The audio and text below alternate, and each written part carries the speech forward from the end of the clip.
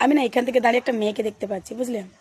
তো মেয়েটাকে দেখে না সত্যি আমার চোখে জল চলে আসছিল। তো মেয়েটার দিকে তাকিয়ে আছে আর ভাবছি যে এই মেয়েটাকে হয়তো সেই সময় এতটা আঘাত করা হয়েছিল বলেই হয়তো মেয়েটা আজ এতটা শক্ত হয়েছে।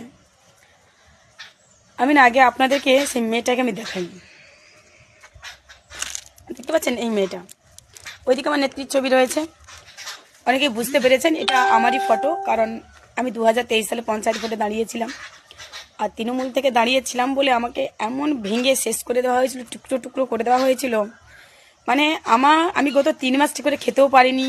এরকম মানসিক চাপ আমার এতটাই ছিল।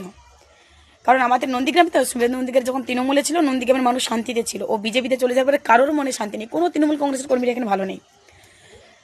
তো এখন এই যে মেয়েটা দাঁড়িয়ে আজকে প্রতিবাদ করে না, তোমার মুখটা তো দেখলে মানে ওই মুখের সাথে আমার মুখের অনেকটাই চেঞ্জ, কোনো মিল নেই। যারা আজকে এখন আমাকে গালিগালাজ করো না, যারা আমাকে গালিগালাজ করো না, প্রচুর নোংরা ভাষায় আক্রমণ করো করো, তাতে আমার কিছু যায় আসে না।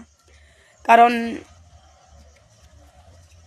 আমি আর কিছু বলতে চাই না। তো যাই হোক, দেখলে যে ওটা আমার পঞ্চায়েতেরই আমি প্রার্থী ছিলাম যখন, তখন হয়তো অনেকের কাছে এটা ছোট হতে পারে, কিন্তু আমার কাছে এইটুকু স্মৃতিটা অনেক বড়। আর হ্যাঁ, আমি এমনভাবে ওই 2023 সালে আমাকে ভেঙে দেওয়া হয়েছিল, তারপর থেকে আমি এতটাই রাজনীতির সঙ্গে জড়িয়ে পড়েছি, এটাকে দেখলেই না আমার মনের মধ্যে মনোবল বাড়ে, বুঝলেন? যাই হোক, তৃণমূল করছি বলে কিছুই না, থাক।